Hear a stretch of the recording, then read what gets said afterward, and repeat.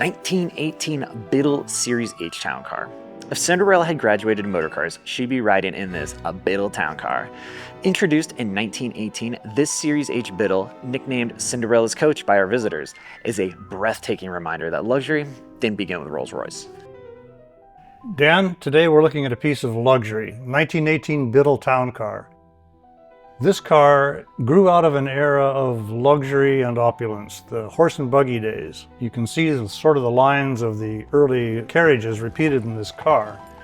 It is a mid-sized luxury car, built for people who appreciated aesthetics more than mechanics. Biddle wanted to go with that more European vibe that could show that Americans can be sophisticated too. Exactly, and sophistication is the keynote.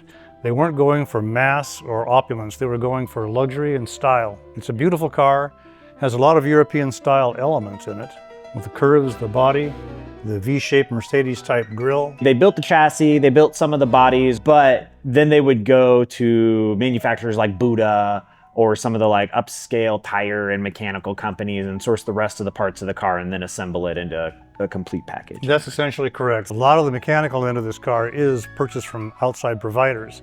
They did make a lot of their own bodies, but as you say, they outsourced some to some luxury car body manufacturers or custom stylists who built those cars according to Biddle's design specifications. They wanted a smooth ride, a sophisticated ride. It didn't need to be a powerful or a fast ride. You know, the Americans are out here in their cylinder wars, 6 cylinders, 8 cylinders, trying to get to 16 cylinders, and Biddle's like, 4's fine. They're not drag racing with this car. This is how you want to roll up at the theater. Yeah, and obviously the aerodynamics of this car don't appear to make it seem like it would be a rip-roaring car. No, we're not talking speed and power. We're talking sedate luxury.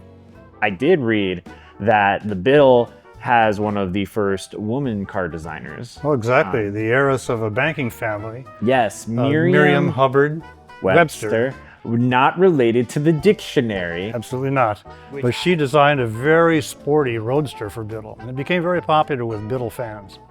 Well, I'd love to take a look at it and see what it looks like in comparison to some of the other engines I've seen. Well, let's take a look under the hood. All right. Okay, Dan, this is the engine built by Buddha, as we say, although they did put Biddle's name on the top here. Yeah, I was gonna say Biddle did a really good job because they got their little Biddle plaque down there too. They did a really good job of not letting you know this would be a Buddha engine. They wanted to own it. Yeah, they're owning it. They're slapping their name all over that. Pretty conventional 4-cylinder engine. It's a flathead of the L type. It has no water pump.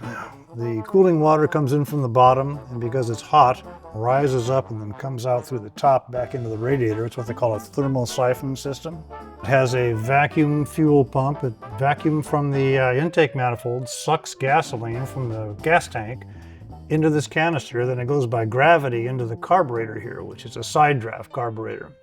You said it's a flathead of the L type. What is a flathead? A flathead is an engine where the valves come up from the bottom, basically, and instead of being over the top of the head. That simply means that all of the valves, intake and exhaust, are on the same side of the engine. Oh, so that the combustion chamber, which consists of the cylinder and the upper part of the head, makes a sort of an L shape. So 4 cylinders, pretty modest. I think what, 22.5 horsepower? Well, I think the advertised horsepower was 24. It's probably a bit more than that. They were pretty conservative about horsepower estimates at the time. Oh, they were taxed on it, right? And they were worried about being taxed on it. Got it. That makes sense. In the early days. Yeah, I would also say 5 horsepower. That's a good solid number. You can tax me on 5 horsepower. Okay, let's open up this side. Down here we have the generator and the magneto. Yes, named after my favorite magnet-based X-Men who definitely came before this car. That's where it came from, you know it. Easily. And this tube conceals the ignition wires, the wires going to the spark plugs. Okay, and so the spark plugs are part of the L head shape. The rest of the L, well, the combustion chamber goes from about halfway across the head over to this side. Okay, that is where I was. And then down into the cylinder. That's where the L shape comes from. Got it. Okay, that makes a lot of sense. These little fellows on top, these are primer cups. You can put a little gasoline in this cup, open that valve, and it drops gasoline right into the cylinder for that first cold start in the morning. It's sort of a super choke. Yeah, that's nice. Like a little sippy of gas. It's like hitting it with the starter fluid. I'm surprised that such a petite little engine could power a car of this size at any like real speed. But Well, the engine is modest, but the car is actually not that big. Let's take a closer look at this body. okay, yeah, let's do it. When you put a couple of people next to this car, you can see that it's not really as big as it might have appeared in the pictures. I'm the chauffeur out here in the elements. You'll notice that the owners are sitting in a nice enclosed compartment, but there's no roof over my head. I know there's not. It doesn't even look like there's little hookups for canvas or anything like that. A lot of town cars did have kind of a removable top you could put over the chauffeur, but this guy's on his own. He's out here in the elements. Yeah, that's pretty. That's a little cruel. It's kind of. That's why I get this leather seat. yeah. It's kind of water repellent. Right. That way it can slide down and soak into your pants really well. Yeah, It's going to exactly. be really nice. Sitting back here, I can clearly state that this car was not built for me-sized humans. Are you comfortable there, Dan? I mean, I'm comfortable, but there's only two of us in You just here. want to bring a small date. Yeah, it's a little bit intimate. With So when you're two, going to the it's not opera bad. with your wife, and you swing by to pick up your broker and his girlfriend on the way, make sure they're small people. Yeah, exactly. Yeah. So that's how I'm going to pick my broker next time. It's going to be absolutely nothing to do with their business acumen. It's all about mass. It's all about body mass. Pretty in here, isn't it? It's very pretty, and I see where you said that this is the original wood. So It is, with the original cracks in the ceiling. but it's gorgeous. Oh, that, would you? Oh, thank you.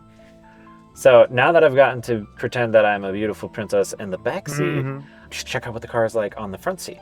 Wait a minute. You want to drive this thing? Nah, you can drive it up. The steering wheel, again, when we go back to talking about cars being built for people not my size, I don't think my knees fit, so I can't drive. Well, I think you'll like the view anyway. Okay, yeah. So go let's check do out. it, Yeah.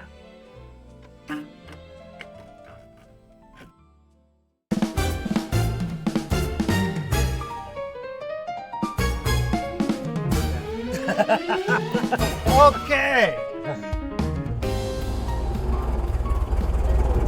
The feel of classic mid-sized luxury. It is exactly that. It's a lovely little town car limousine in baby blue or powder blue. Powder blue, and it's the only surviving town car as far as I am aware of. There are only 4 Biddles, period, and this is the only surviving town car.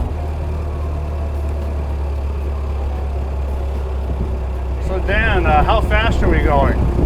Ooh, at least probably 20. You see a speedometer anywhere?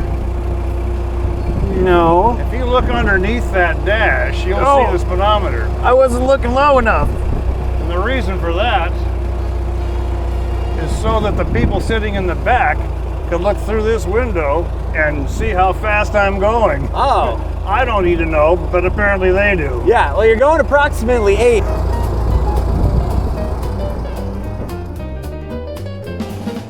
She drives pretty good, though. Oh, it's a lovely car. Drives very well. Steering's a little bit stiff, but it comes with old age, I think. Driving this Biddle Series H town car today is like riding in a time machine to a refined era of early motoring. In Alaska, where ruggedness is everything, this coach remains a testament to elegance and innovation, absolutely effortless to drive and endlessly captivating. Wait, what was the line on that one again? Hold on a second. Let me see what else we got here. What's that? Oh, you like our content? Where are we going now? The Fountainhead Antique Auto Museum, obviously. Please like and subscribe. Make sure you subscribe. We have a lot of content we want to show you guys, but please hit that subscribe button right now.